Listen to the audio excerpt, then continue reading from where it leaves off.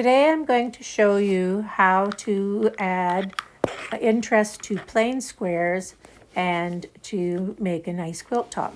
In this particular quilt that I made, I used a lot of off-white, white squares that were all very plain looking. All I did was cut it diagonally, and I added a 2-inch strip into each square, and then I sewed them together, and it made a really nice looking quilt. So this method could be used with any size of square that you have.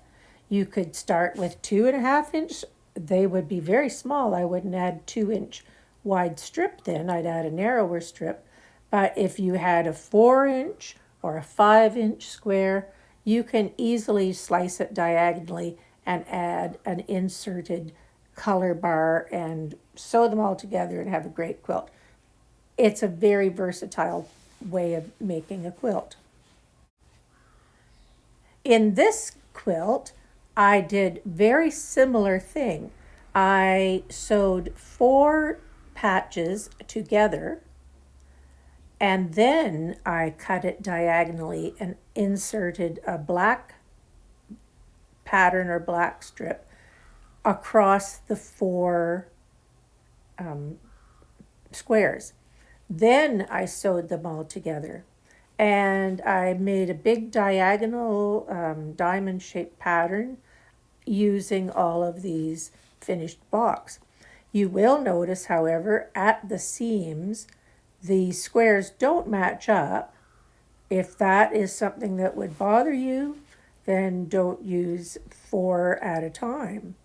But it didn't bother me, and I like the fact that all of that variety of squares, whatever size you started with, they can instantly unify with the addition of a single color making a diamond shape like that. It was just a very fast and very efficient way of making a quilt top with squares that I had pre-cut, and a variety of different squares. Okay, here's another example of where I sliced diagonally and inserted.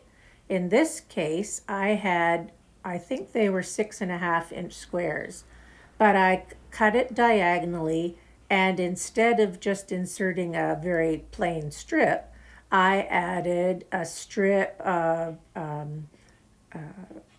pieced strip using a whole lot of crumbs and little pieces all sewed together on a piece of paper. And I thought that made a really good quilt, and it was also fast and easy to make. It unified that quilt and made a great quilt.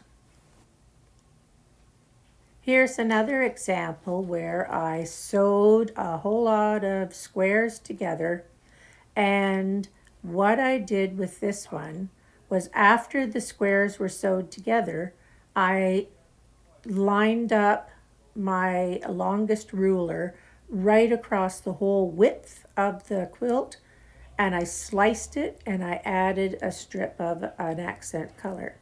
I did that several places throughout the width, and then I turned it the other direction and sliced it again several places through the length. And it looks like a big kind of plaid-ish sort of effect, and I really like that. That was really a good quilt. If you notice with this one also, I quilted as you go method of quilting, and I did it in 3 big sections right across the whole width of the fabric. And again, I could create this sort of circular pattern of machine quilting. I liked it a lot. This quilt was the easy thing to do as well. I just made zigzags. First of all, I took a whole bunch of random squares, and again, it doesn't matter what size the squares are that you start with. Your quilt will just be bigger or smaller depending on how big the squares are that you start with.